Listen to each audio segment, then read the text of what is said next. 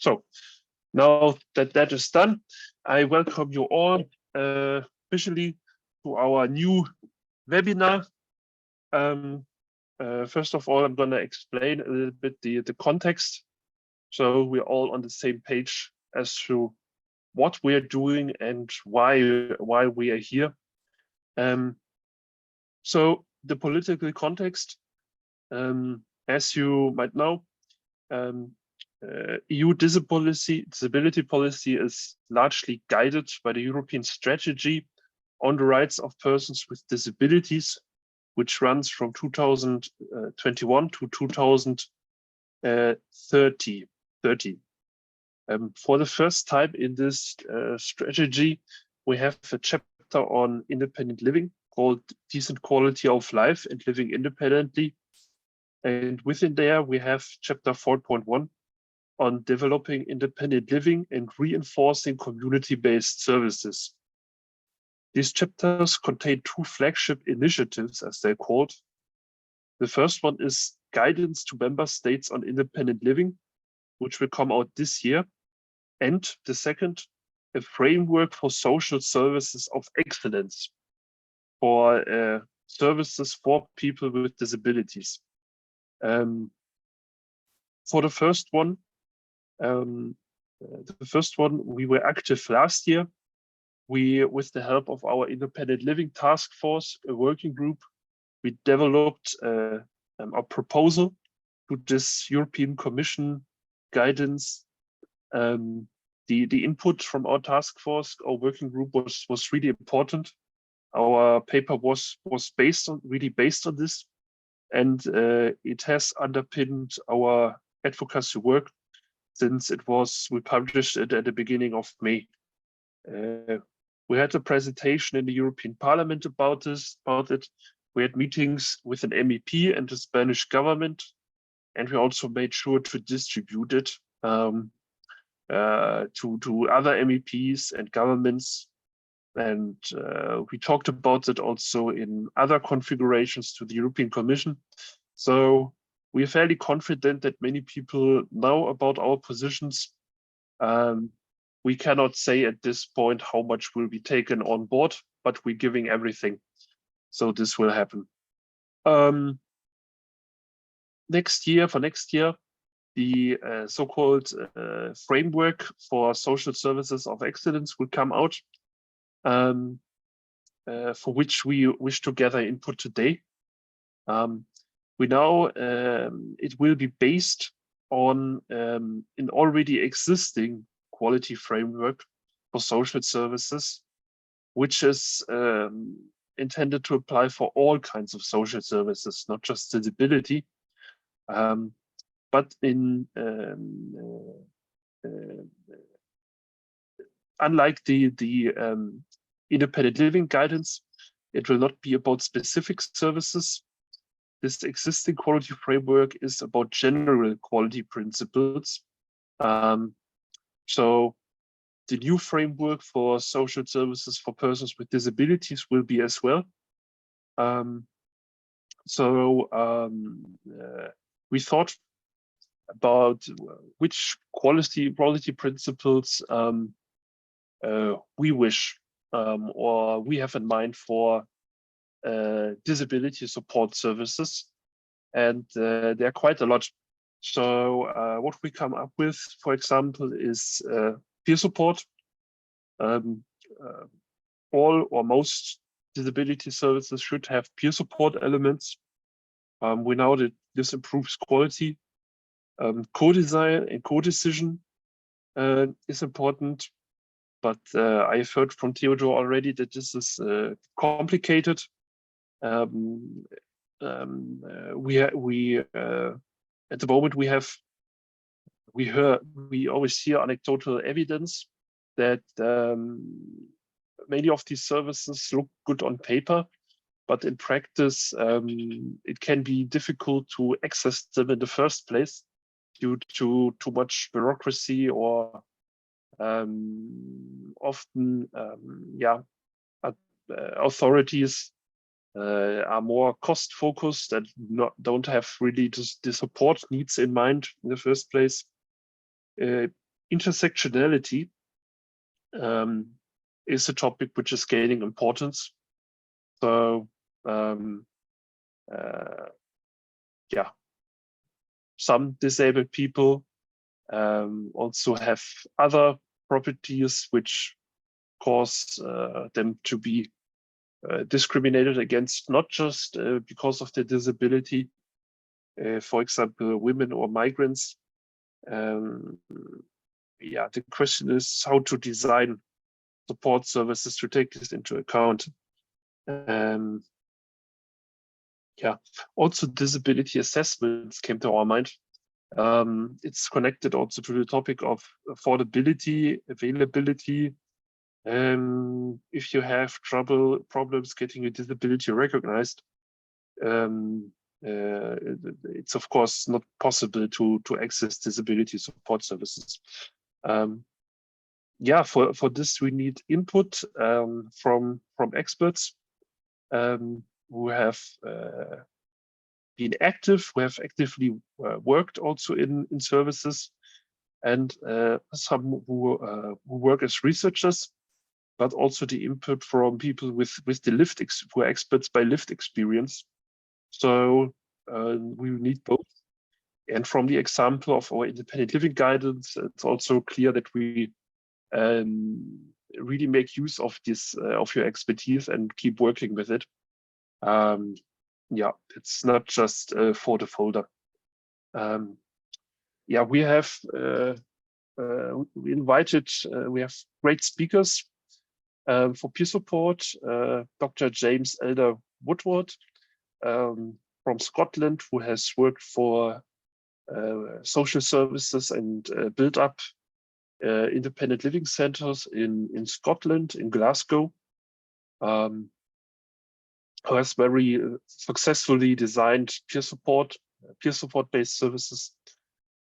Co-design and for co-decision, we have Dr. Theodor Mladenov, who is senior lecturer at the School of Humanities and Social Sciences and Law of University of Dundee.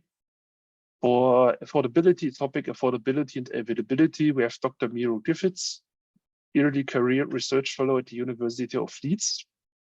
For intersectionality, Chiara Brennan, who is researching a topic and has a PhD disability studies from the University of Iceland. And for the topic of disability assessment, Nick Crosby from England, I think, who is also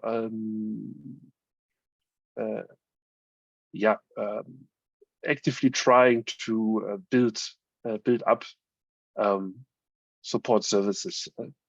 Yeah, these are very brief presentations. If I miss anything, please forgive me and add to it. Last but not least, if it's possible for you, leave your your videos on. I find it nicer if you can see each other, but if it's not possible for you, if you feel very tired today, you can also switch it off and leave your microphones muted at all times. Just a reminder, otherwise it's confusing. Okay, I hand over to our first speaker in the agenda, which is Dr. James Woodward. He has asked me to read out his presentation for him. So this is what I will do. I don't even know at the moment if he is in the audience, if he joined. Yeah, if I forget anything or don't have the focus right on how I present it, I hope he will add to that. He is here, Florian, just so you know. Jim. He is here. Yeah, that's good. Jim, if you don't want anymore for me to read your presentation, please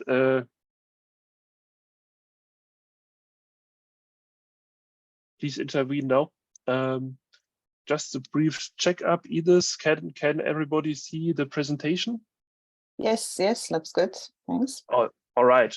So the topic is you can't empower the individual without empowering their collective, or peer support in Scotland. And yeah, from the very beginning of the independent living movement, there were two aspects which were important for independent living, which required empowerment based. The individual to take to make choices and take control of both their lives and individual support systems, as well as the individual's collective to assist them in making those choices and taking that control. It turns out that developing peer support was a difficult process. In 1984, Jim worked as a community worker with a group of disabled people in Glasgow, and tried to help them to understand the social model of disability and independent living. That disability was separate from impairment and not a medical condition. And the disability came about by the way society sets up barriers, physical, attitudinal, and cultural, which excludes people with impairments full and equal participation. And that independent living meant disabled people of all ages having the same freedom, choice, dignity, and control as other citizens at home, at work, in the community. And it does not mean living by yourself, fending for yourself. Still, a frequent misunderstanding means the right to practical assistance and support to participate in society and live an ordinary life. Yeah, that's important to remind people that we just ask to have normal lives, nothing else. What the hell is the Center of Independent Living? At the beginning, yeah, an event that happened quite at the beginning, as I understand, that the group Jim gathered wrote a pamphlet called "What the hell is the Center of Independent Living?" I would actually be curious to read this pamphlet, because what the CIL is, I noticed in our advocacy work, this is not clear to many people. And this pamphlet explained independent living and the need for a collective of disabled people to help other disabled people manage their own systems of support.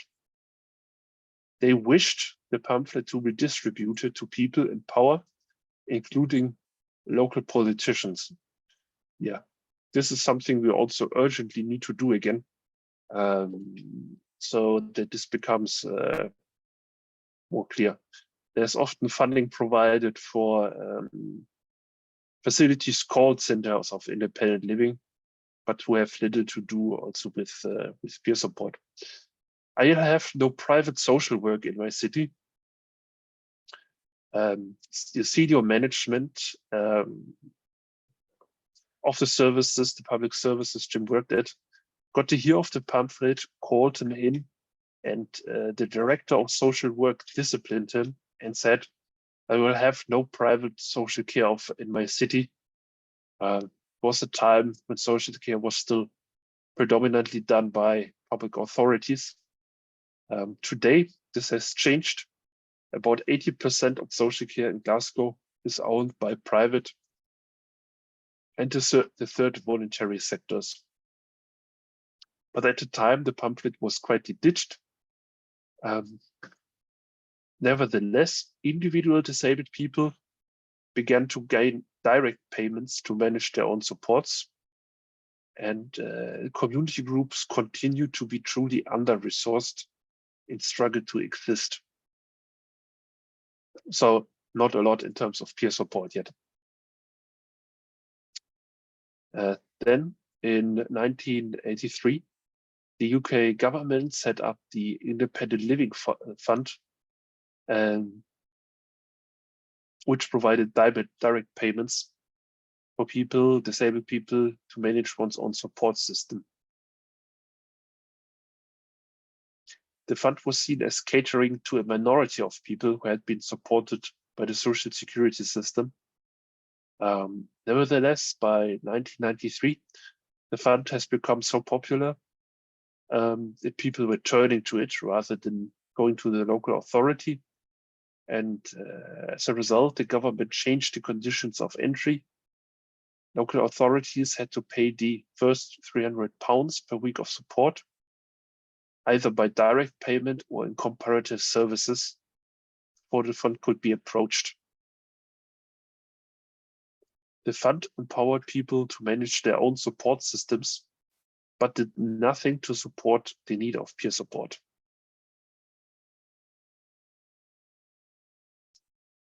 In the same year, 1993, Jim got a new job, became responsible for services to disabled people in the southwest of Glasgow. And because his superior, his supervisor, knew of his interest in independent living and centers of independent living, he gave him responsibility for 200,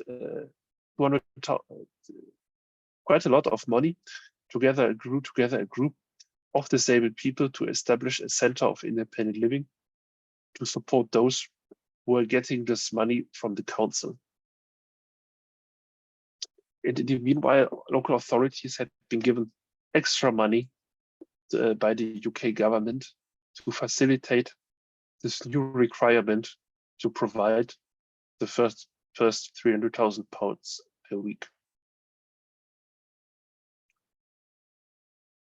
We are now 30 years from that moment, and what is called self-directed support is now the default position of social care in Scotland, which means that people have a choice right at the beginning of social work intervention of different degrees of control over their support system, from receiving a direct payment to letting the council provide the support. Yet there's still very little understanding of the need to support the collective, to support the individual. Self-Directed Support Scotland is a national voluntary group whose purpose it is to support their membership of local peer support groups and develop the independent living movement. There are now 3 centers of independent living in Scotland, in Glasgow, Edinburgh, and Perth. But there are also several other groups throughout the land struggling to exist, yet providing much needed peer support. But these groups face difficulties because they have to contend with the tendering system of local authorities, which favor big corporate bodies as they can underwrite bids, having different and more income streams to share overheads. Yeah, I'm not a big fan of this form of public procurement, but this is a topic for another time, a little bit. The actors winning these contracts are either accountancy firms or large voluntary charities for disabled people, but which have not by disabled people, and which have little interest in independent living philosophies or policies. We encounter these providers for disabled people quite a lot in our work, and they are significant rivals in our political work. But as I gather, the Glasgow Centre of Independent Living had success. No supports nearly 1,000 people in Glasgow and surrounding authorities. Alongside its day-to-day support to PA employers in the management of their PAs, it provides a payroll service, which takes or might take responsibility of a person's bank account and pay the PA wages, a housing support scheme, which matches available and suitable houses to people seeking housing, an employment service for those who have been unemployed for several years, and a graduate apprenticeship scheme with National Health Services. The fact that the Glasgow CIL provides these services or provides other services next to PA, housing and employment, and also education, I find this highly interesting because employment, housing, and education are also big topics under the European Disability Strategy. But we have not the fact that this is can also be done peer support guided. This has not entered the political debate. So I think I will be in touch to learn more about this so that we can recommend this solution to the EU. But the local authority funding has been frozen since 2010. Quite interesting. There was under the time of Tony Blair, Prime Minister in the UK, in office, there was a Cabinet Office report in 2005, which recommended to establish user-led organizations, namely that by 2010, each locality defined as the area covered by a council with social services responsibilities should have a user-led organization modeled on existing CILs. We are now in 2023, and that recommendation by Tony Blair, the PM in 2005, still has not been met. But the fact that such a recommendation was given is highly interesting, and it certainly will form part of our proposal to the European Commission Social Services Framework. A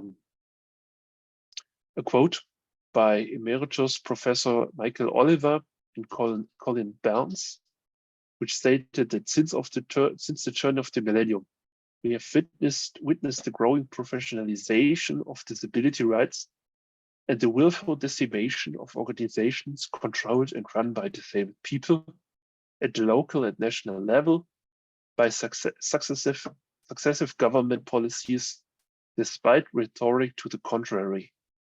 As a result, we no longer have a strong and powerful disabled people's movement, and the struggle to improve disabled people's life chances has taken a step backwards.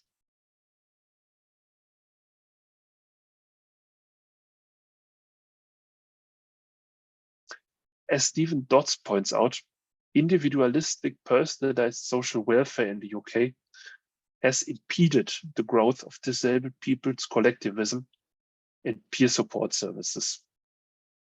He advocates for the integrated living approach and centers for independent living as important elements in an alternative narrative to the professional controls of the personalization agenda. Such an approach would tackle the structural barriers which create disability in the first place, whereas the personalization, including self-directed support, merely helps people to live within the status quo of today's society. Excellent arguments for more peer support. On the flip side, researchers also found that people expect and get a higher level of service delivery from peer support organizations. For example, the placement rates for the Glasgow Centre of Independent Living's employment service were 82.5% compared with 9.2% by government agencies. And a further of 11.7% of Glasgow CIL placements went into full-time further education, making a successful outcome rate of 94.1%. If that's not a strong argument, I don't know what is. But the best recommendation comes from users of peer support organizations. As one client of a peer provider said, I don't mind being let down by the professionals. They will fail you because it's a job at the end of the day. I do feel a greater depth of disappointment with the CAL because I expect them to have the gut feeling that I have when I deal with disability issues. And if that doesn't come through, then I'm disappointed. It's a great quote, which we will also certainly add to our document. Okay. Jim, do you want to add anything?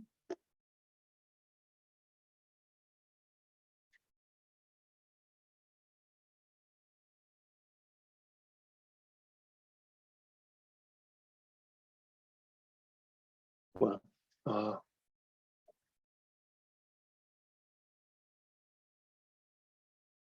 I guess, though, he's shaking his head. Okay, so I guess not.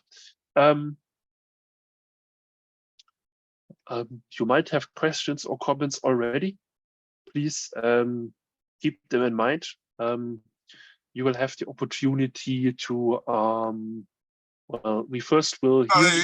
I couldn't unmute myself. Sorry, I could not unmute myself. But can I thank you for reading out my presentation? Thank you very much indeed. Oh, that's good. Thanks for the praise, Jim. Yes, we will first show all the speakers, and then there will be chance afterwards. There will be a chance for questions and discussion, hopefully. Okay, our next speaker is Dr. Theodor Mladenov.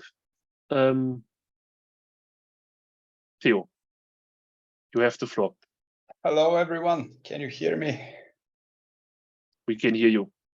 Good. So it's great to be here and to be part of this event, and it's also a great idea to create your recommendations in this way by hearing from different people from different countries and with different experiences. I have written my piece, so I'll read it and then I'll send it to you, so you have it in writing, so that it will be easier to use it. My contribution is about co-design and co-decision, and I will consider both of these terms under the more general concept of co-production, because in Britain, where I'm based, in Great Britain, co-production is the key concept, and these other terms are considered within it as stages of co-production or types of co-production. Let me just say a few words about the history of the term, because it's always important to consider history, and we heard from Jim's presentation a lot about history, and this reflects how important history is, basically, to understand our present. So the term co-production actually emerged in the context of American academia in the 1970s, and has been introduced in the academic discourse by the political scientist Elinor Ostrom, who, by the way, is the first woman to win a Nobel Prize in economics. Ostrom used the term co-production to explore the workings of public services, the efficiencies or inefficiencies within public services, and she linked this efficiencies or inefficiencies to the ways in which frontline workers interact with the people who use services and the general public. And she discovered that this interaction is key for the way in which public services work. In Great Britain, the term co-production has been introduced in the 1990s, so basically 10-15 years later, by the British left-leaning think tank, the New Economic Foundation, and later by the Social Care Institute of Excellence, which is a government-funded non-governmental organization that provides information and advice in the field of social care and social work. Now, what is interesting in this history is that the term co-production has been appropriated by disability activists and by the members of the independent living movement, and to serve our own aims, unlike and this is interesting because usually the other thing happens. Terms coined within the independent living movement are appropriated by academics and policymakers for their own ends. So from this perspective, co-production, there has been a relatively warm relationship between the independent living movement and advocacy and co-production, at least in Britain. Prominent examples include the work of Jim Elder-Woodward, and also John Evans, the independent living pioneer, another independent living pioneer from Britain. Jim Elder-Woodward has argued that the development, for example, of the Scottish Self-Direct Support Act has reflected a process of genuine co-production. So this may be presented as a kind of a good success story of co-production, the development of the Self-Direct Support Act. And in the text, I provide a reference to where Jim argues this. Of course, if Jim now doesn't agree with this, he may comment. Another example is a recent interview with John Evans done by ENIL for a special issue on independent living of the International Journal of Disability and Social Justice, where John puts a lot of emphasis on co-production and expresses a hope that processes of co-production could really be a game changer for the disability rights movement in Britain, at least. What is co-production? Well, in my teaching on co-production, and I teach future social workers at the University of Dundee, I use a definition provided by the New Economics Foundation because of its emphasis on redistribution of power. So the New Economics Foundation has defined co-production as a relationship where professionals and citizens share power to design, plan, and deliver support together, recognizing that both partners have vital contributions to make in order to improve quality of life for people and communities. And this is a quotation from their document on co-production.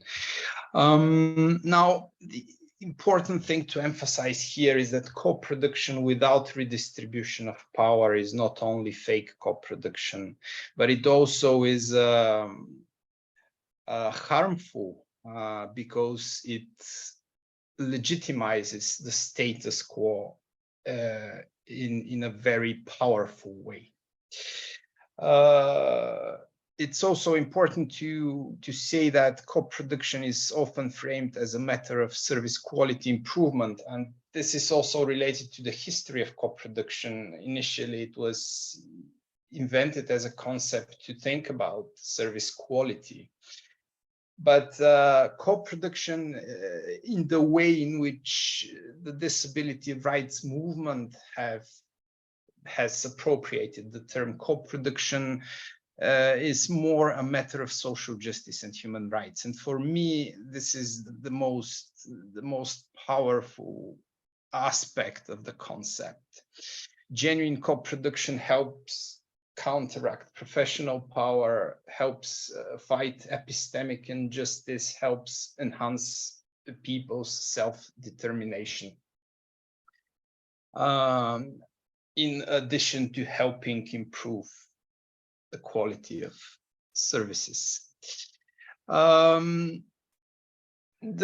other think tank that I mentioned, the Social Care Institute of Excellence, the British think tank that produces information on social care and social work, identifies several components of co-production, including co-design of services, co-designing of services, co-decision making in the allocation of resources, co-delivery of services, and co-evaluation of services. All these elements of service creation and service provision are relevant to co-production. The important point to make here is that the earlier in the policy making process and the service delivery process co-production happens, the more genuine and the more effective it is in terms of human rights and social justice. So I teach my students that people who use services should be involved in the development of policies and not only in the evaluation of the policies implementation. So people should be involved as early as possible. Another point to make is that co-production is more likely to happen when citizens have at least some control over the funding of the services, as in the case of direct payments, where citizens have a lot of control over the funding. So, in essence, timing and control over resources are crucial for effective co-production. And finally, I will say just a few words about the problems with co-production, the issues to consider when thinking about co-production and when using the concept. And the first problem is the problem of tokenism. A huge problem with co-production is when tokenistic participation, tokenistic involvement is misrepresented as genuine co-production. As I already mentioned, fake co-production tends to bolster, to strengthen the status quo of professional power and hierarchy much better, to a much greater extent than straightforward exclusion from participation, which reminds me also of what a teacher of mine has said to me 15 years ago now, that half-truths are more dangerous than outright lies. So co-production as a half-truth can be more dangerous than outright exclusion from participation, which is a bit counterintuitive, but when you think about it, it starts to make sense, and the practice, the practice supports such an evaluation, particularly when thinking about the usual ways in which disability representation works where big umbrella disability organizations tend to speak for disabled people, appropriating, monopolizing the platforms of official co-producing platforms. And we all know what happens when this happens. And what happens is to maintain the status quo of exclusion, of marginalization, of medicalization of disability. So the first problem with co-production is tokenism. The second problem is that the group of people who use services is not homogeneous. So there are internal divisions. For example, there are huge problems when disabled people's parents represent and speak for disabled people. And there are also huge problems when one group of disabled people speaks for the whole of the disabled people's community, as the example with nationally representative organizations, particularly in Eastern Europe, shows. There are also internal ideological tensions within the disabled people's movement, and the movement is also fragmented due to hierarchies of impairments and intersections between disability and class, gender, age, nationality, ethnicity, and so forth. So here there is a strong link to the principle of intersectionality that Kira will talk about later.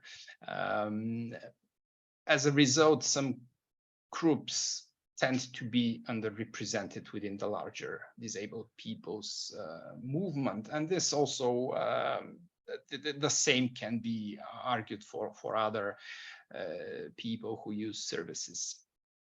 And the people who are excluded within the larger marginalized group may experience continuing exclusion, even in the case of co-production, when some degree of co-production happens.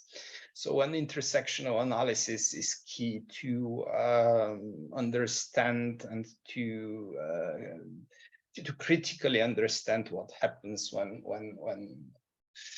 co-production happens. Another problem is the problem of soft power. So professionals may exercise soft forms of power to control co-production. And examples include non-provision of information or nudging, subtle forms of nudging, or using professional jargon, or using different types of professional categories, professional labeling, or some other subtle forms of silencing, what in academia is usually studied under the heading of epistemic injustice. So using soft forms of power may be very harmful to the process of co-production. Another issue is related to peer support, and this directly links to Jim's presentation. A significant barrier to genuine co-production is lack of peer support for people who use services. Within the independent living movement, peer support is usually provided by centers for independent living, so lack of centers for independent living weakens co-production in the area of disability policy and disability service provision. As we heard already from Jim, one cannot empower the individual without an empowering collective. And to have an empowering collective, you need to have some form of peer support. people who use services need to be enabled to work together and to learn from each other, as Jim often says, which includes learning how to cope with soft forms of professional power, how to speak with people in a position of authority. This is difficult, and this needs to be learned, and this can. And the best way to learn how to speak to people in a position of authority is to be part of a peer support group, part of an empowering collective, as Jim says. Peer support also helps overcome internalized ableism when people have internalized ideas about different about living with different types of impairments that lead to self limitations and self restrictions, and here again peer support is invaluable. And finally, my final point, I'm sorry if I'm a bit over time, but it's just I would like to make this final point. It's about resources, and it links to what Miro will be talking about, I assume, when he'll be talking about affordability. Co-production is expensive, it costs money, it's time consuming. Jim in his presentation was making this point that without funding to create centers for independent living cannot exist. So co-production should be properly funded and planned well in advance in order to make it happen. So thank you for your attention. This is what I wanted to say about co-production. Thanks a lot to you for this very instructive presentation.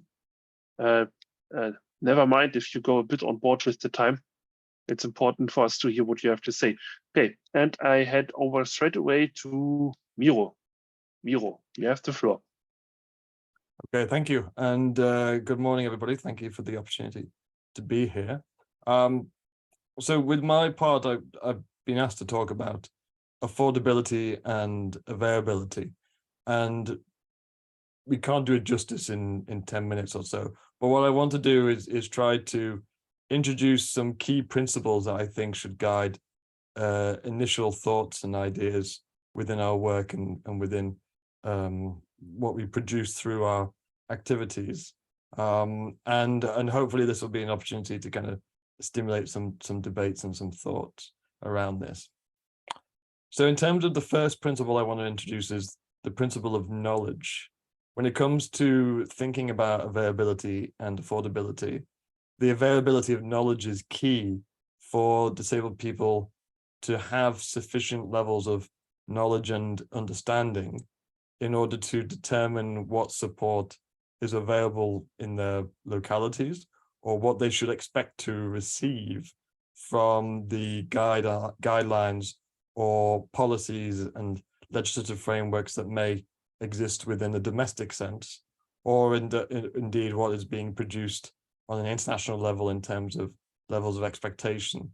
So availability of knowledge is key, and we can imagine that in different ways. It may be through picking up on points made by Jim and his presentation in terms of thinking about how to facilitate knowledge transference within peer support, but it also could be through the established and resource allocated space of advocacy.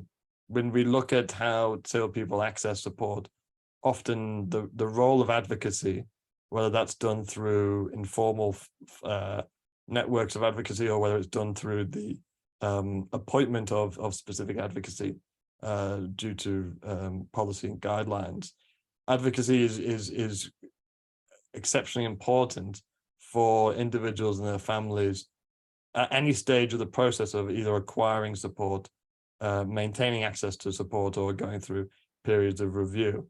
The significance of advocacy is key here. So knowledge allows us not just to understand what support is available, but also then to set out what are the processes and requirements that individuals may have to go through in order to access sufficient support in order to live the lives that they want to a sufficient level. So often when we look at the literature around disabled people's experiences of support provision and support access, key issues around not understanding what support is available, not understanding the processes that somebody has to go through, and being able to highlight frustrations and injustices associated with those processes is a prominent set of issues that arise within the literature.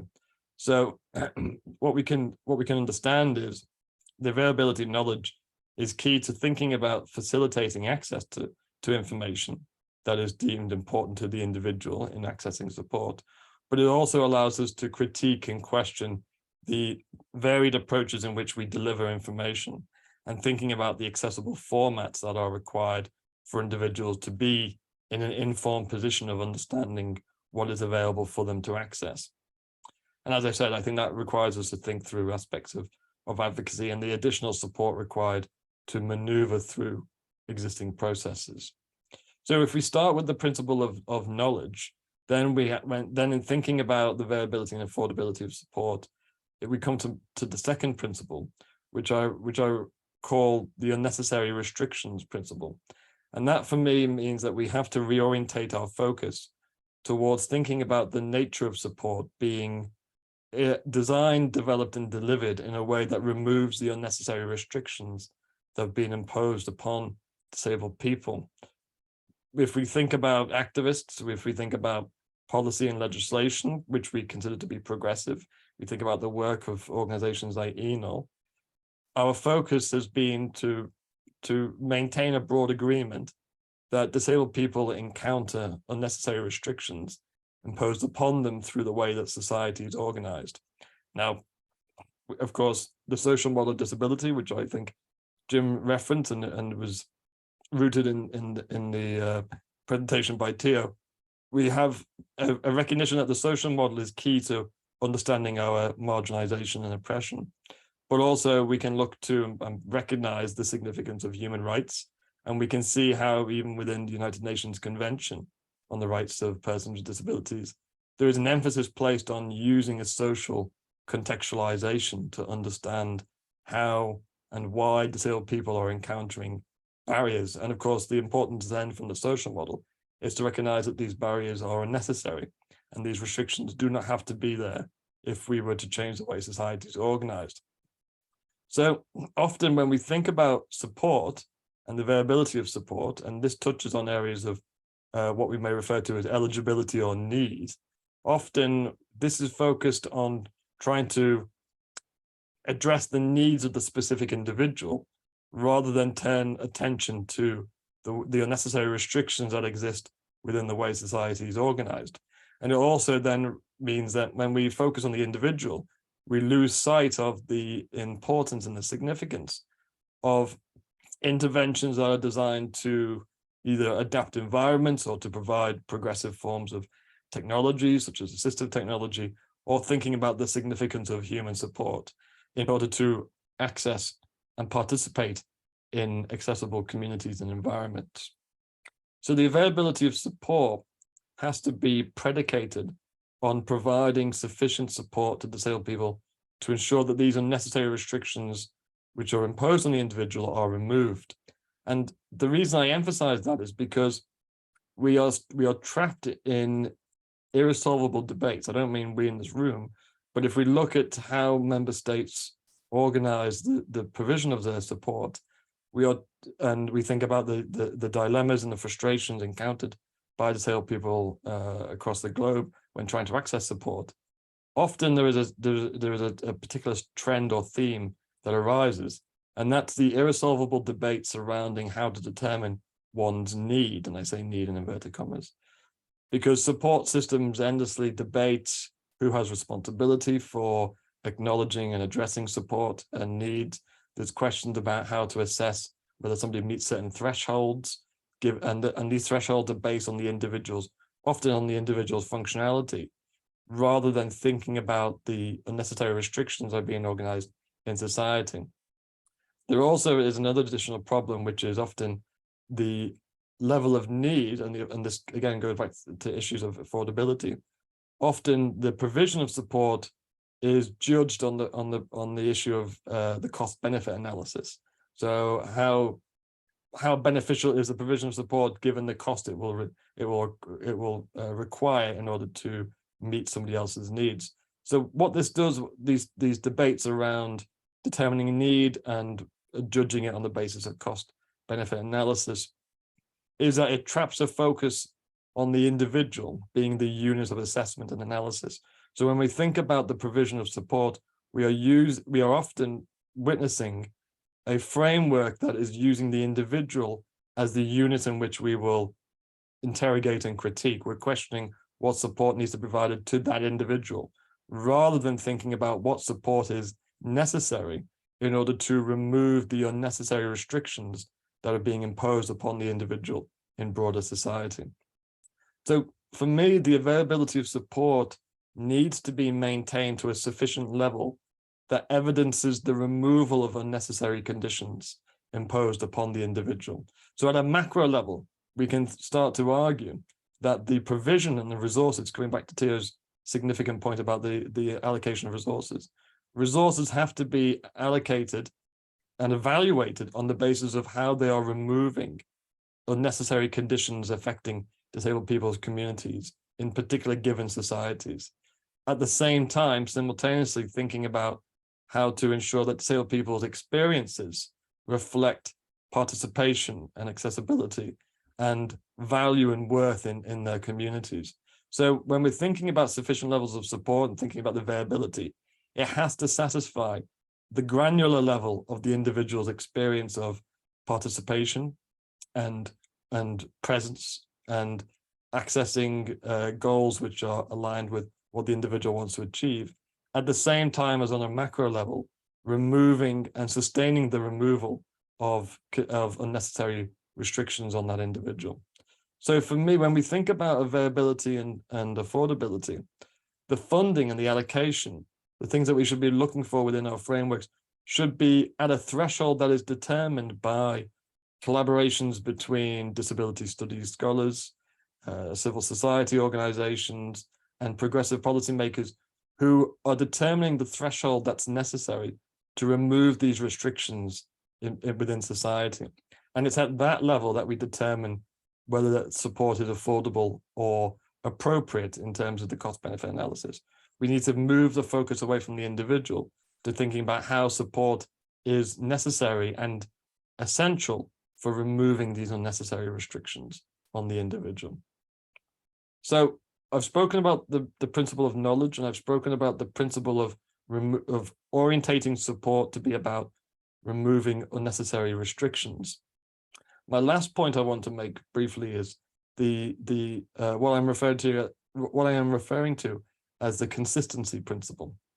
Often when we think about the literature and people's experiences around accessing support and the availability of support, the issue of consistency often arises.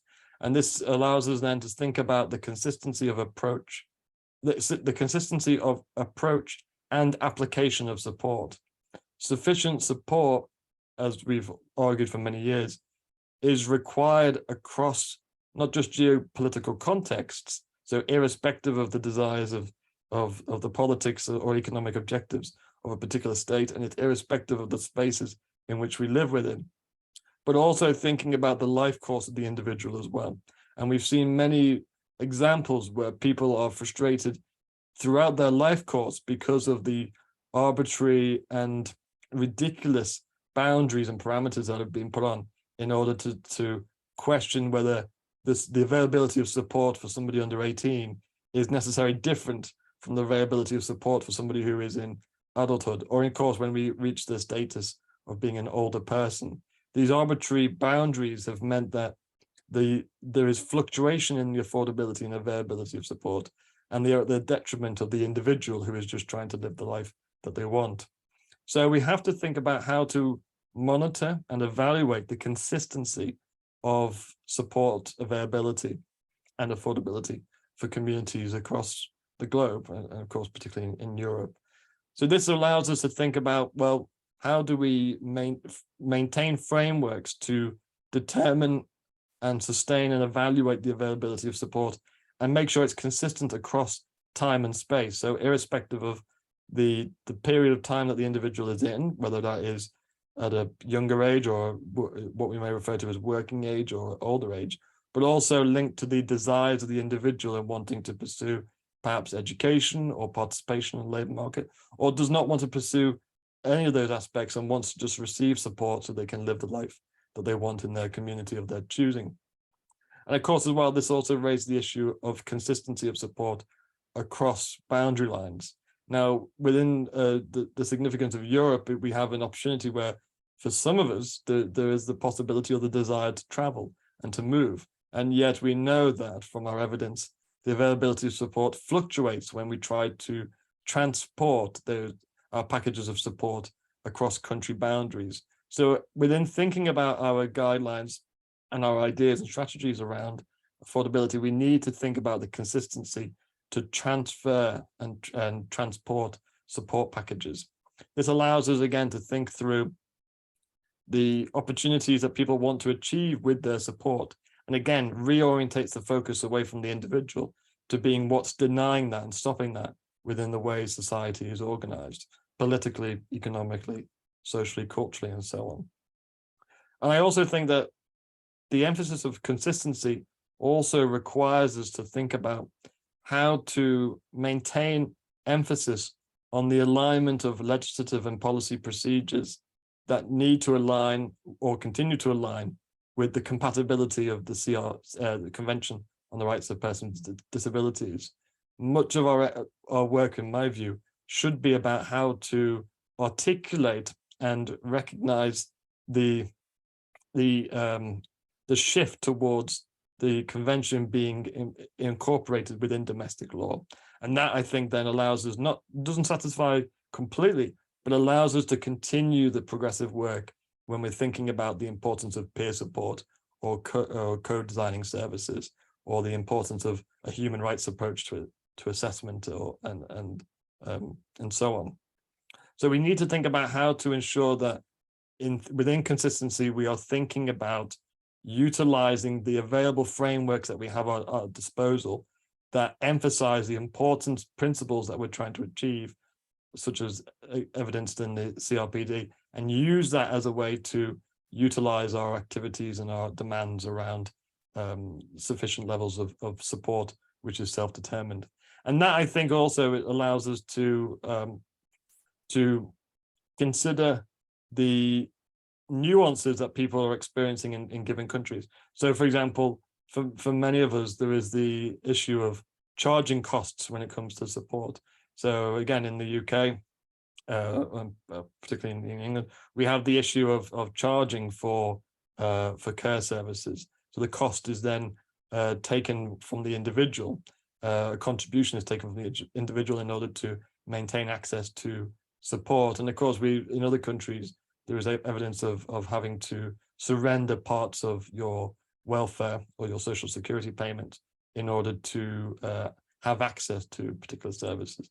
So I think there's a question here when we're thinking about consistency, that we have to question the validity of having a charging cost approach. Because again, if we think back to the principle of unnecessary restrictions being removed, then the emphasis should not be on the individual to absorb responsibility to have access to their support. Instead, the focus should be on thinking about what infrastructure is necessary to remove those unnecessary restrictions in society that then is combined with an individual's essential requirement to have access to human support through personal assistance or assistive technologies in order to then pursue the goals and aspirations that individual wants to achieve. There has to be a combination of support for the individual, but the emphasis must be on to what extent does this achieve removing these unnecessary restrictions in society. So hopefully that gives you some thoughts or stimulating ideas of how to perhaps take forward the issue of availability and affordability. And as I said, I don't think this satisfies all aspects of what we're talking about, but hopefully it gives us something to consider as we progress our work on this. And I should have said as well, I'll send through some brief notes that I used in order to structure this conversation, so you don't have to rely on just listening to my dulcet tones. And I'll stop there. Thanks a lot, Miro. I know the 10 minutes is short, but it gives us a first overview. And yeah, if you have some notes, this is also great. If we need more details, we will come back to you. We could also in the future organize webinars specifically on one of those topics. So to do them justice. And I hand over straight away to the next speaker, Chiara Brennan on intersectionality. Chiara. Thanks, Emily and Florian. Good morning, everybody.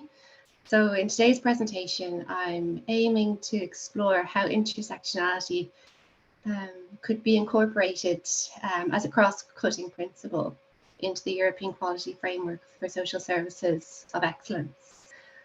During my short presentation, I'm going to explore intersectionality from a disability rights perspective.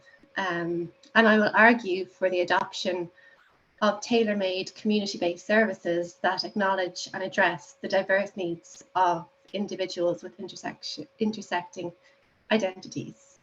So just to briefly explain intersectionality, because I know some people find it a little bit abstract. Intersectionality is a powerful tool that helps us to understand how various forms of oppression and discrimination are interconnected based on various identities, including race, gender, age, disability, immigration status, and many, many others. So by adopting an intersectional perspective, it encourages deeper understanding of the complexities of discrimination and the importance of recognizing the full range of identities that shape everyone's experiences. So very simply put, nobody is one-dimensional, and we all have multiple identities, some of which may make us privileged and others that may make us more vulnerable to discrimination. So within EU policy, there's a growing recognition of intersectionality as a cross-cutting principle. In the past, EU policies have primarily focused on specific grounds of discrimination, primarily on gender discrimination in the workplace. However, Article 13 of the Treaty of Amsterdam, which was passed back in 1997, is a major stride forward. It prohibits discrimination based on race, gender, ethnicity, religion, age, disability, and sexual orientation within the EU.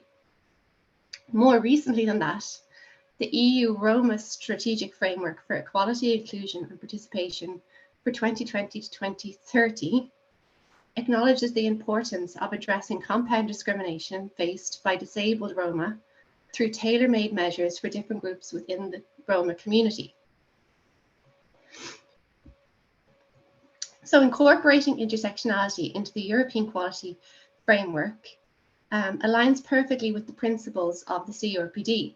While the CRPD doesn't explicitly use the term intersectionality, its principles implicitly recognize the interconnected nature of various forms of discrimination faced by individuals with multiple dimensions of identity. The recent guidelines on deinstitutionalization, including in emergencies, which ENIL played a significant role in developing, sheds light on the significance of intersectionality from a disability rights perspective. The guidelines describe how disability is just one of our multifaceted identities. There are many other unique characteristics that shape who we are, such as race, gender, and sexual orientation. And this is directly referenced within those guidelines. Now, to move on, let's talk about how we could make intersectionality a reality through tailor-made community-based services, which I've already mentioned is my argument in this presentation.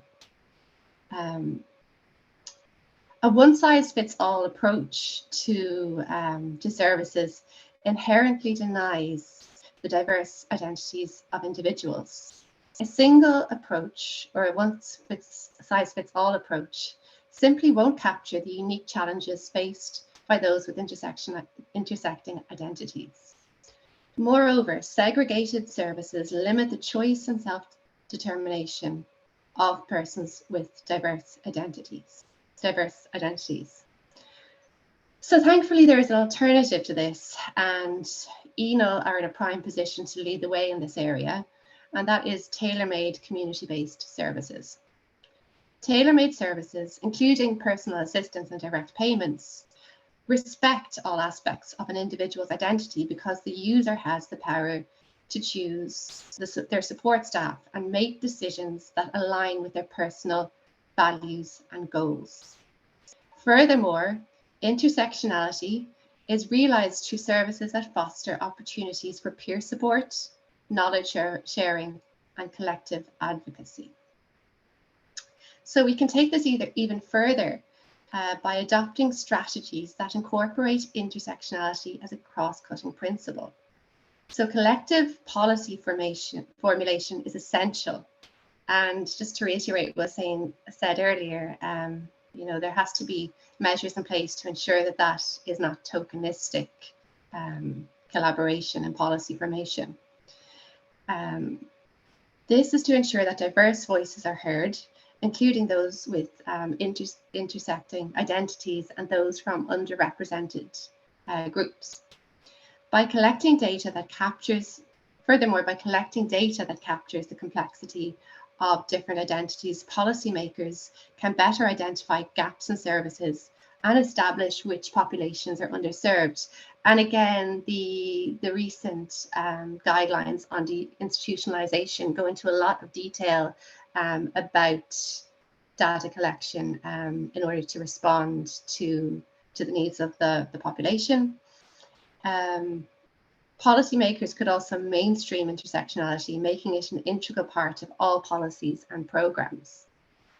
Finally, universal design would ensure maximum access to services across different identities. So for instance, the provision of accessible materials, but also in multiple languages to meet the requirements of language minorities or disabled immigrants within a country would be one example of where universal design could be applied in this context. So I'm going to leave it there just in the name of keeping with the time. And just to say that, I've based today's presentation on a much more detailed notes that I've taken. So I'm more than happy to share those as well going forward. So thanks very much. Thank you, Chiara. And I hand over straight away to Nick about disability assessment. Nick, you sent me your presentation in advance. Do you want me to click for you, or are you going to share it and click yourself? When you come at the end of a whole load of presentations and you realize that nobody is going to want to look at a set of slides because it's much more interesting watching people talk. And also, it feels like you also come at the end and you think, gosh, I could have mentioned that, or I could have mentioned that, or I could have mentioned that. So if you see my slides, you'll just see the gaps. So no, I'm just going to talk to them.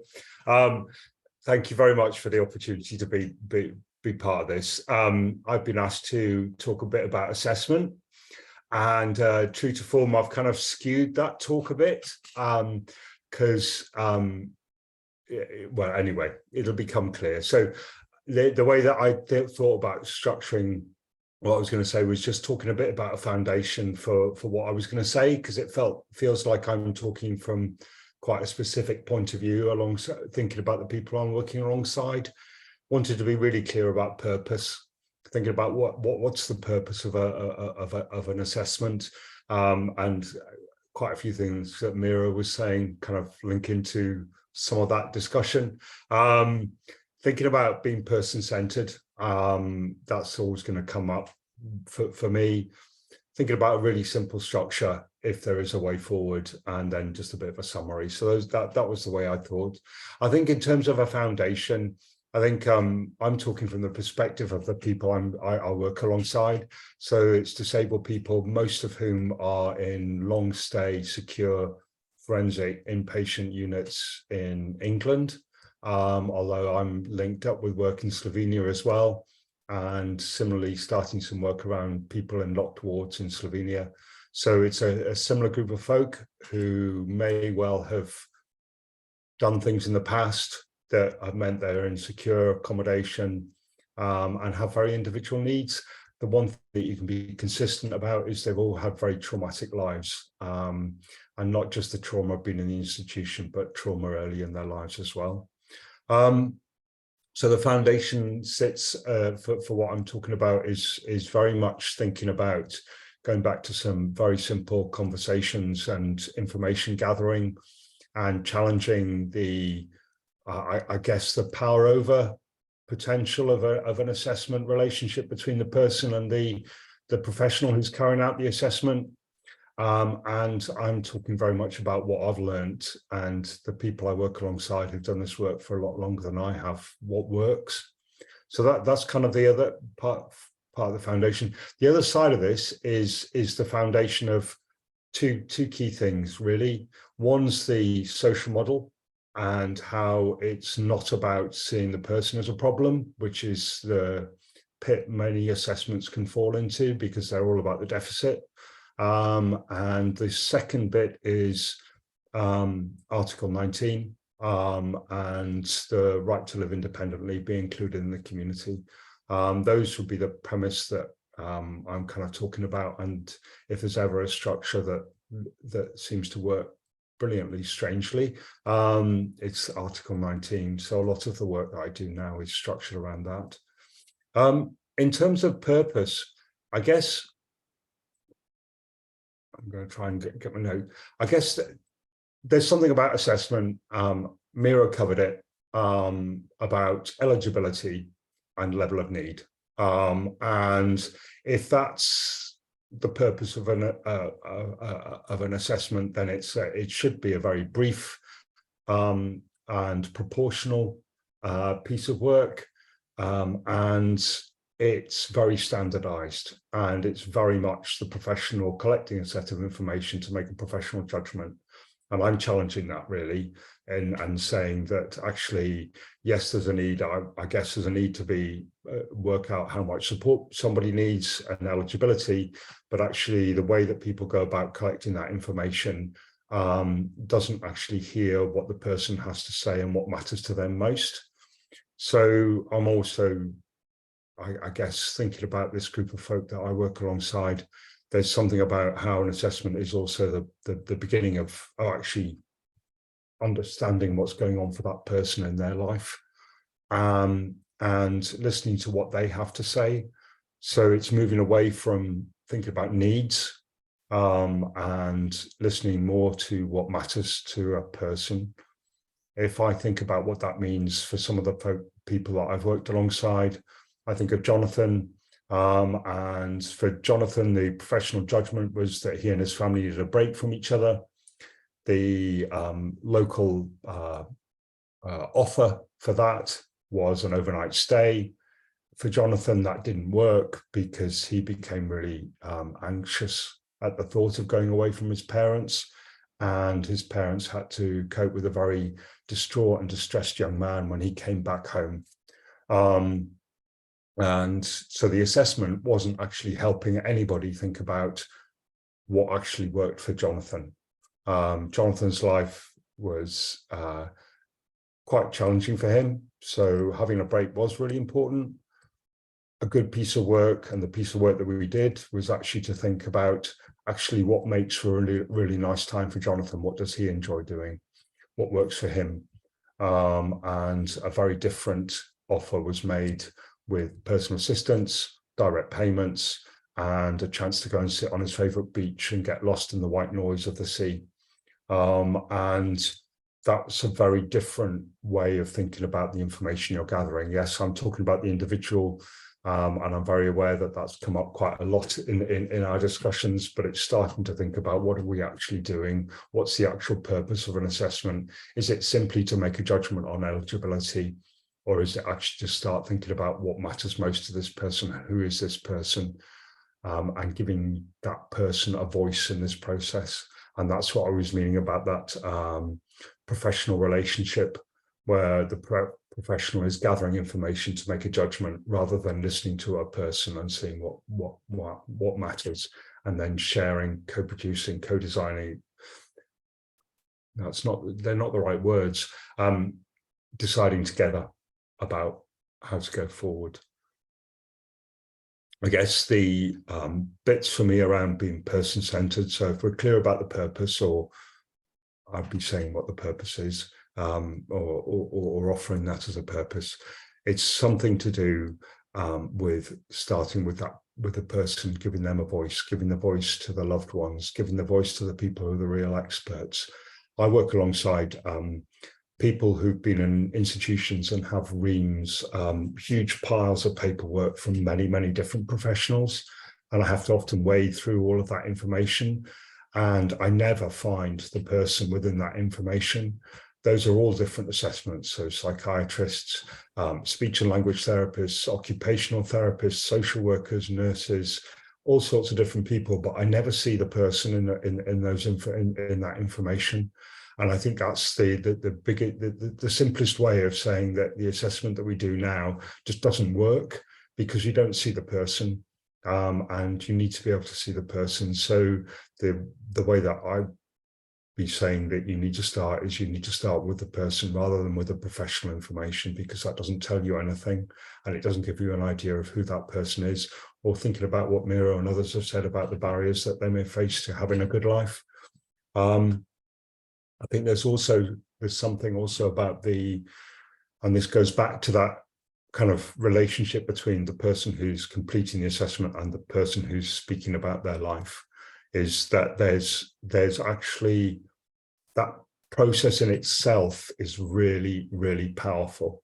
If people feel that their voices have been listened to, if people are heard and their words are recorded, then, and certainly the people I'm working alongside in institutions, they take great,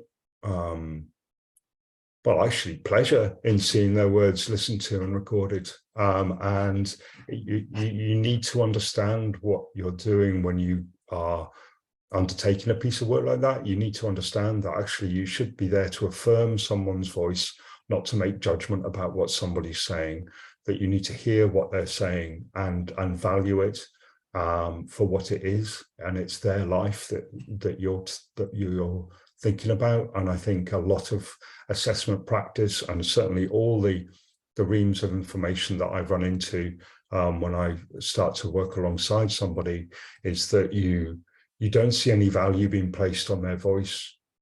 And actually a good assessment should be setting out to value people's voice and affirm what they have to say. And that's not the evidence of the system at the moment. I think about the people in the long stay institutions. They're there because they've been failed by services.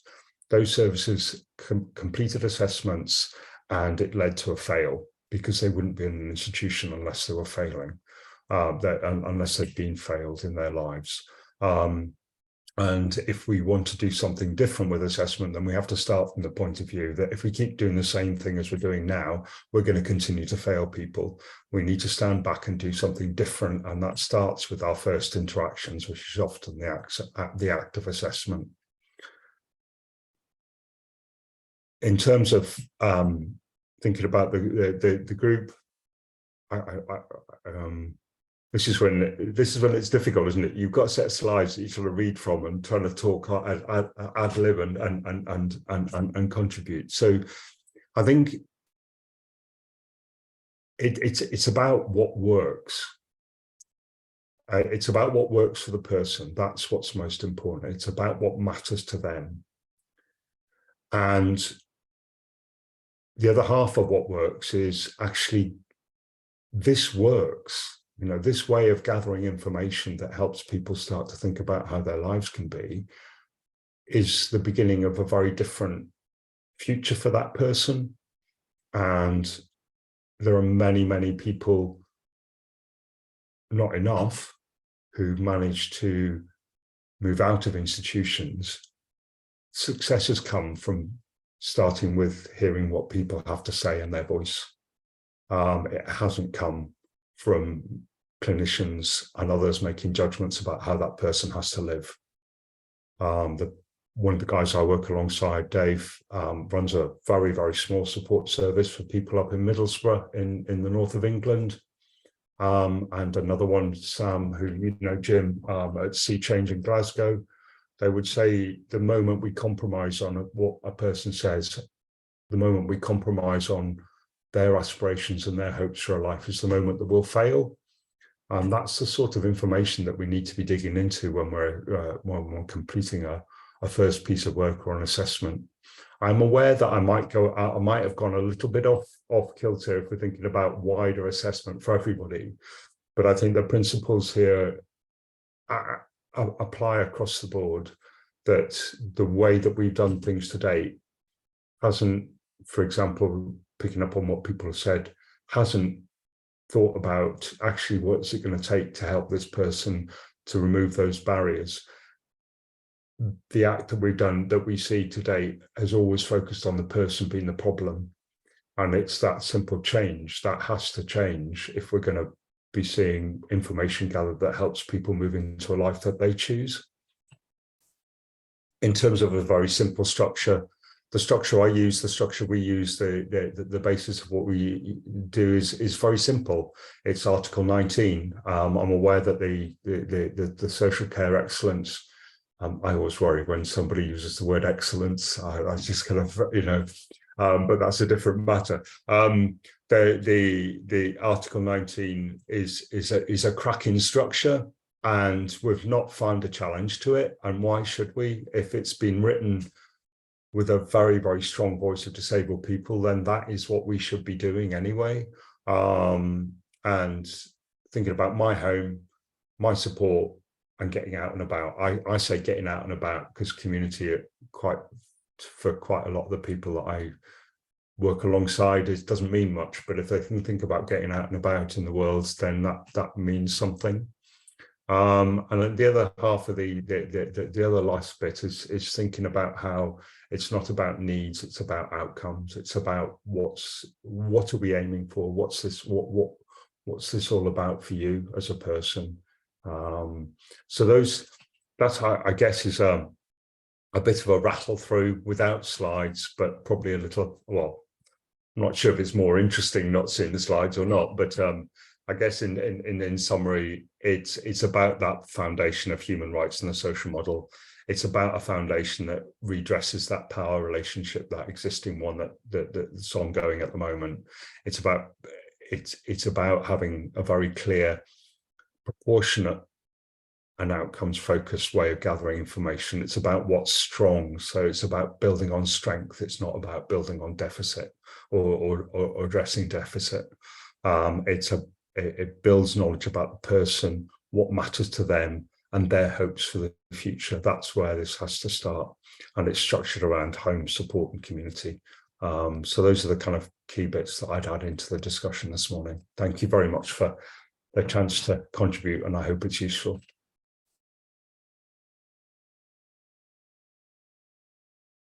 Yeah, thank you, Nick, also for this presentation.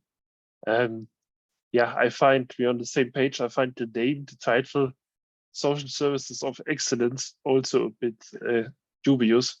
I tried to pronounce it ironically on purpose. I hope it became clear. Okay, thank you for all the speakers. Now I will open the floor to questions from all of you, or you can also talk about things you would wish for us to include. Yes. Other question, comments, statements? Yes, please, Antonia. Hello, everyone. Your inputs have helped me to realize that I actually don't like co-production. And I'm going to explain why I'm saying this. I have taken part to a best example of co-production of the Greek law for personal assistance. We were in a working group with a lot of disabled persons, representative of TPOs, and I also co-wrote the law.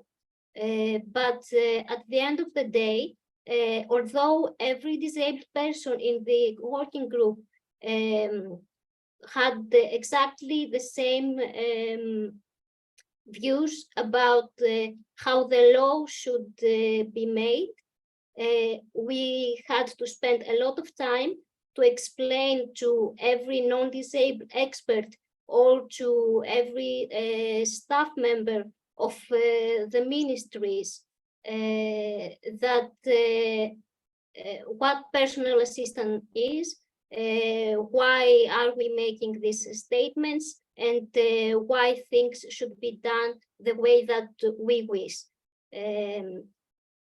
But we could not, the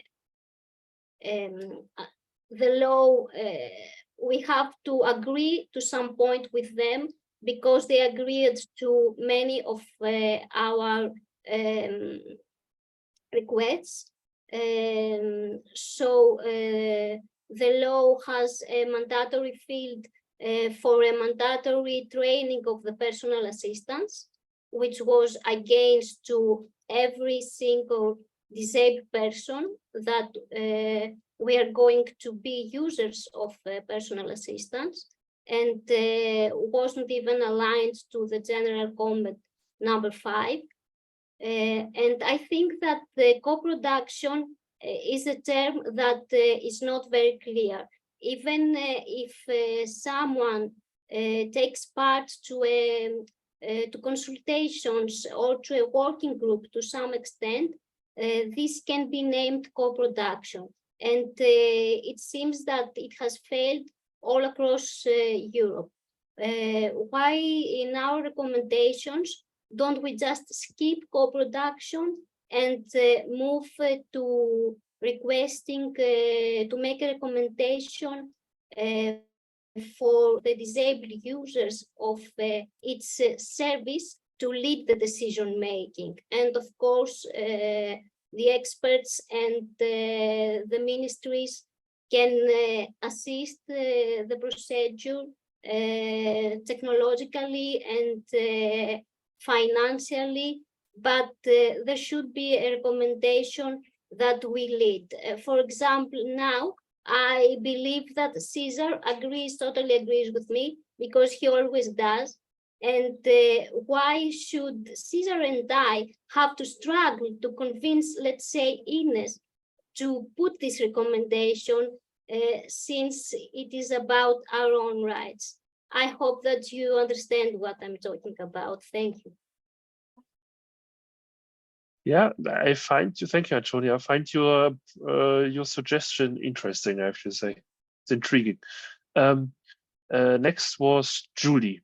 Julie raised her hand second. Julie. Okay. Can you hear me? Okay. Yeah. Okay. Hi, everybody.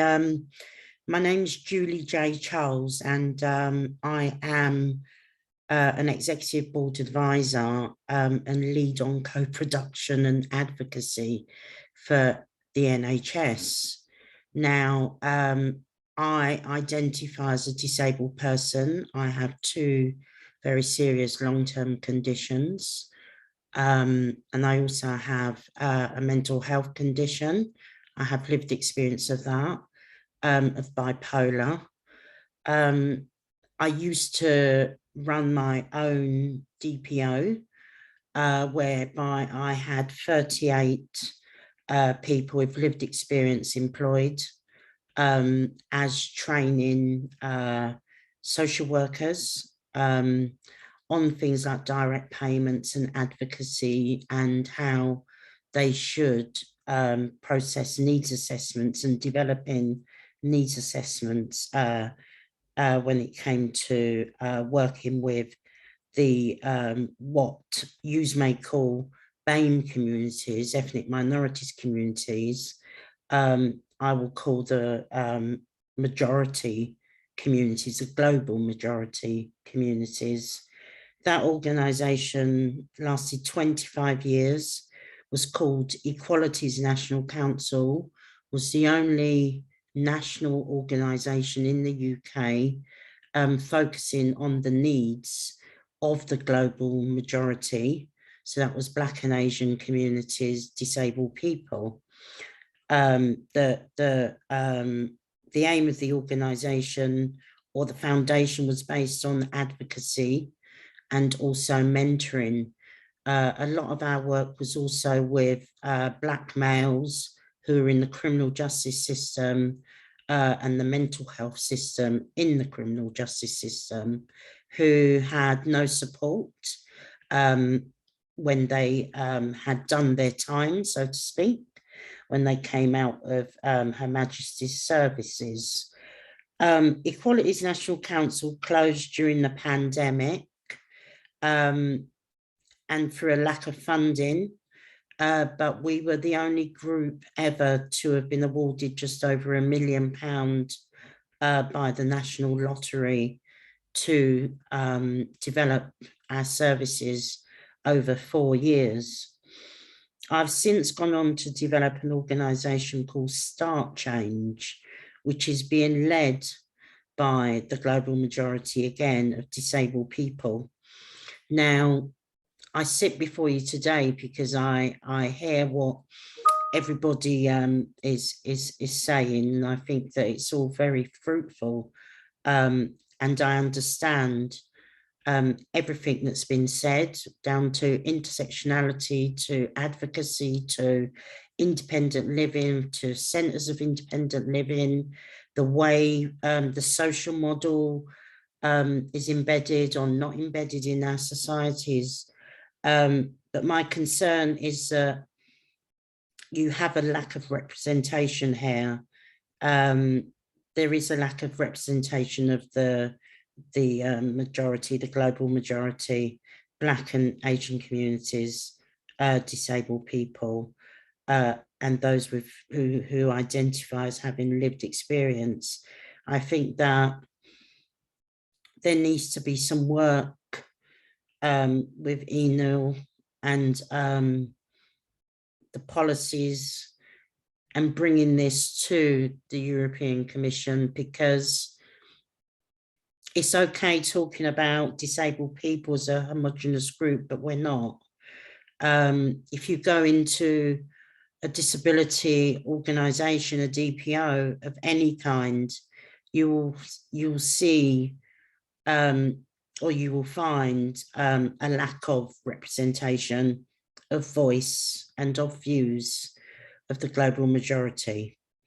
And so there is a lot of fixing that needs to be taken care of. One of the words I didn't hear was inclusion. And that's why we are missing, because the word inclusion, the active form of being included, being in the centre and rippling out, just does not seem to be here. But I appreciate what I've listened to today. I am very keen to be involved in this going forward and to find out from you how do we develop or sustain the involvement of the global majority of BAME disabled people. How do we do this when it comes within ENIL to pass, so that we can have a voice in the centre instead of having to go through this this chain and links and links and links of different departments and organisations to finally get a word into the commission, and then what? So that's where I'm at in my thinking. Yeah. Thank you, Julie. Can I intervene? Let us collect the question from Cesar still, and then we will return to the speakers for you to react and, yes, comment. Cesar, please. Thank you. I will be very brief. I think this question will some especially should be coming right after what Julie has been telling us about. And it is that we must live clear in our suggestion or commentaries to the EU guidelines that unless a Center for Independent Living is aimed at all different kinds of disabled people, regardless of their impairment. It cannot be called a Center for Independent Living because you cannot have just a center directed to people with a physical impairment or a mental impairment, or like some are doing here, an intellectual impairment. And I think I will stop here. Thank you. Thanks, Cesar. I think you're right. Okay, back to the speakers. Comments, reactions to what was said.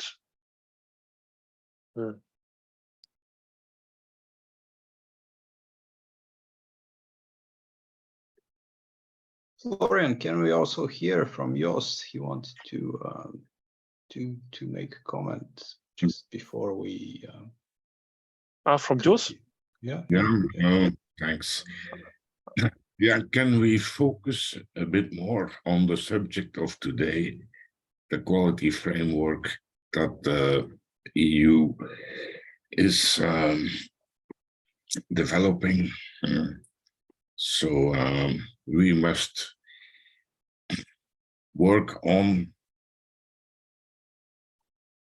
concrete suggestions from our side about this subject.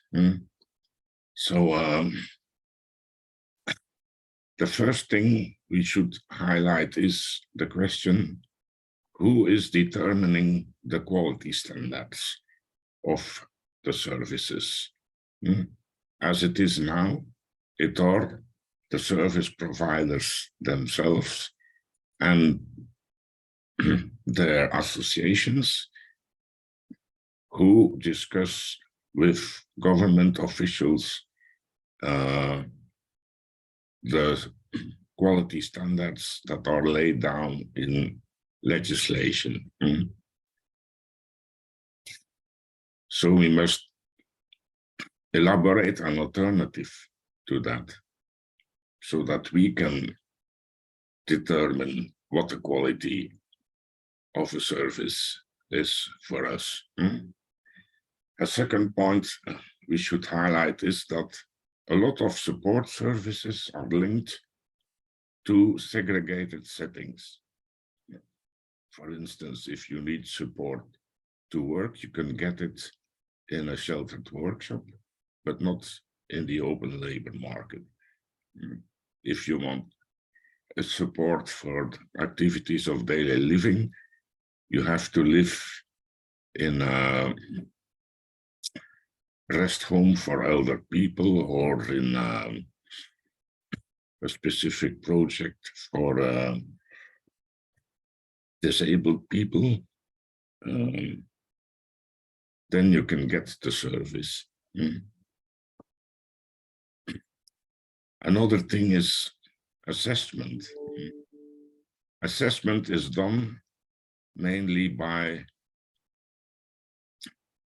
organizations that are linked with the existing offer of services. So what in fact they do is looking at what pieces of existing services can be allocated to you, and how it can be coordinated, which they call multidisciplinary or things like that approach. So I think on these fundamental issues we should make clear recommendations, because it's very interesting to speak about the history of independent living, but it's important, I agree, but we should work to this specific subject that now is becoming actual, because there is a huge pressure from, for instance, the European Social Network and from ESRPD, the European Association of Service Providers, to elaborate conditions of quality that will be imposed on services. So I think we have to make a clear voice from the people with disabilities themselves.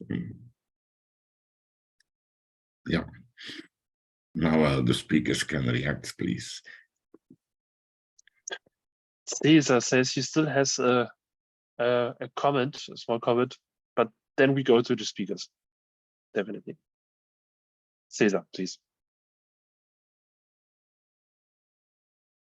It is a very short comment on what several of you said about being a tokenistic part of dialogue with the authorities, and I think it is a key part to not be any longer a tokenistic part of it, in order to finally get out of the medical model, which is costing us so much. Thank you. That is it. I think Okay. that's clear too. Thanks, Cesar. Okay, Chiara wants to react. I think. Chiara, please. Yeah, thanks, Florian. Just to agree with everything that Julie said there in her comment. And I'd just like to apologise for a very general presentation based on my own Irish perspective. But yeah, just what I wanted to say, like in relation again to that collaborative policy formation piece, is that it is tokenistic without representation, and representation from, you know, yeah, a broad spectrum of people. So yeah, that's just one of the points I wanted to make. And yeah, just to say again that, you know, I'm coming from that Irish perspective. I also think it's incredibly important to include kind of more Eastern European perspectives in this too, so that it's not, you know, too one-sided in that way. So that's just my quick comment. Sorry.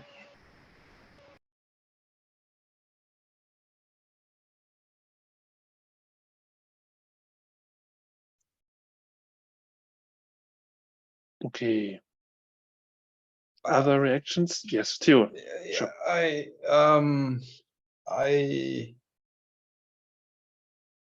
I agree with Antonia that co-production may be more harmful than useful, and that it would be better to speak about people who use services leading the policy development process instead of co-producing it with service providers. My worry here is that it's not very realistic to happen at this stage. So co-production might be a way to move things forward towards a truly user-led policy development. And the other point to make here is that people who provide services are stakeholders as well, and they are not going away. And they are also the powerful stakeholders because they have control over the resources.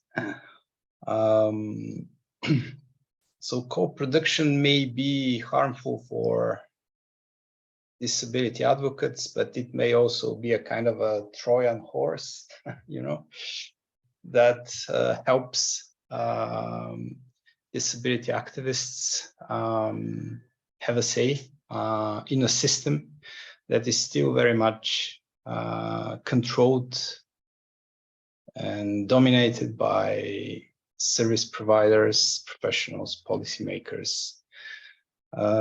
So I understand Antonia's point, I accept it, but practically speaking, perhaps it would be good to keep the co-production principle with all the qualifications and with all the precautions that that are needed in order to not to turn co-production into just another barrier to effective participation in policy making. Thanks, Theo. I can also quickly react to a couple of things which has been raised. What you said, yes, we need to come to concrete recommendations, as concrete as possible. We will, well, I will go through the well, the results of this webinar, and we will draft. Yeah, I would try to think of recommendations based on what we said, and we're going to write a draft, and we'll put it probably in a Google folder and have an open document and forward it to you, so you can see which recommendations we have come up with and suggest changes, and yeah, maybe you can think of other recommendations. I find this interesting, this debate which is developing here between leadership, disabled leadership, or co-production. We might, in the chapter on this, we might discuss these implications. We might take up on both and discuss whether we should, maybe we are seeing the birth here in our webinar of a new approach, leadership in co-production. We have to keep in mind, though, in the end, it's the meaning these terms represent are important, and yeah, we have to fight for our meanings to be accepted. Leadership can also be potentially yeah, tokenized, abused if they want to. And it also has been raised the role of ESN, European Social Network. Just to explain, this is an association representing local authorities on the European level, and the European and ESRPD. We are also talking to them when we can, and try to convince them of our approaches. I know a colleague of ESN, and recently, and I said to him, well, you always talk about person-centered services. You know, this is a term which can mean anything. You always leave everything open. And he was like, oh, I was not aware of that. So it's interesting sometimes. Yeah, James. Thank you. I hope you'll be able to understand me. I too want to reflect upon what Antonia and Theo is saying about co-production. And I want to bring in the concept of fake co-production. There's a lot of co-production which is fake co-production, not real co-production. In order to achieve real co-production, resources need to be delivered to disabled people's organizations to upskill them to be able to work together as one body. Because I've been in meetings where different representatives of service users have different ideas of what they want out of the co-production process. So what I'm saying is that there needs to be time and resources available for DPOs, disabled people's organizations, to meet out with the process of co-production, to get their acts together, so that when they do go into meetings of co-production, they know what they are wanting, and they know how to help one another within the co-production process. Co-production by itself will not work until time and resources are available to let people meet and talk among themselves, free of interference from big organizations and professional bodies. We need to be empowered before we can do vital within the co-production process. I hope you're able to understand me. Thank you. Thanks, James. You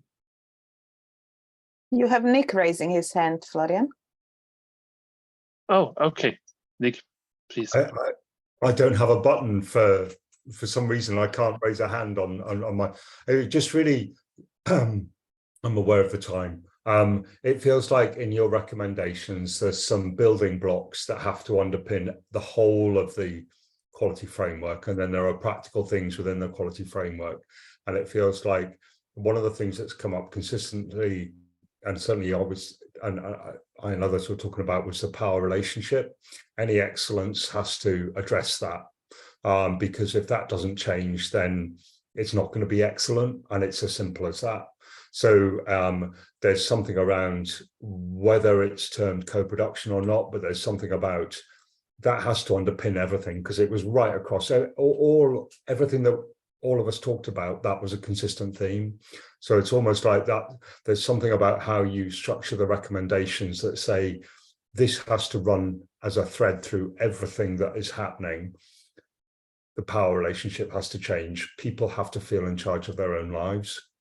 And then there's something around whether we call it co-production or not, that has to interweave right across this whole thing. It's not something we have to do co-production. It has to embed its way right across everything. And the easiest way of doing that is thinking about what Josh was saying. I'm so bad at learning different pronunciations, Juice. But it's like, how can you have a quality framework if it's not shaped on what quality means to the people who are going to be receiving support? Because they're the people that can tell you what quality is, rather than in our country, the Care Quality Commission, who failed ever since they set up to identify quality when it matters to people. So it feels like there's some structure to your recommendations about how you explain that. Yeah, you're completely right. The challenge always is to have these broader principles included, but also then give a concrete recipe for how to implement it. Otherwise, they will say, they will adopt it like a slogan. Yeah, we change the power relationship, but then in practice, they won't do this. And as to call it excellent before it has been published, I agree. The Commission, they like to give themselves top grades before they have done the work. But I think many governments like to do that. Antonia. I feel that I have to make some things clear. First of all, I totally agree with Miro that in order to have disabled persons ready to lead policy making, they have to have access to peer support and access to information. We could keep the term co-production in our recommendations, since it is accepted right now by the politicians, but maybe in our recommendations, we can make clear which is the role in the co-production progress, which is the role of the disabled users, and which is the role in the co-production of all the other stakeholders that are involved. And through their roles, we can separate the leading roles, give the leading roles to disabled persons, and to leave all the other roles, the support, the technical support, and everything where they can be happy, or they can earn money, make profit out of our lives, as they always do. Thank you. Thanks, Antonia. Okay. That's a good comment. I agree with that, but then this is not co-production. In co-production, we are equals and we do together the work. We don't have leaders and kind of. Realize, Camille, you know that they can't realize everything. Okay. Yeah, I agree with the logic. No, but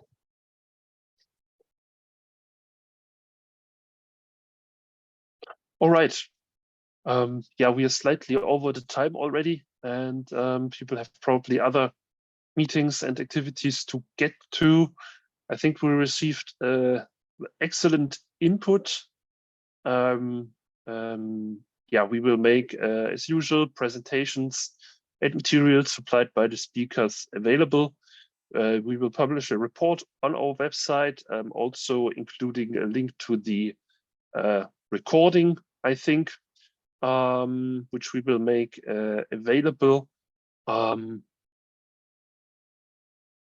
Yeah, in the agenda it says reflection, but I think I have to go over the results before I can make a meaningful reflection, as has been so much. I thank you all for your participation and your contributions. And yeah, I hope we can keep this fruitful work going. Thanks a lot.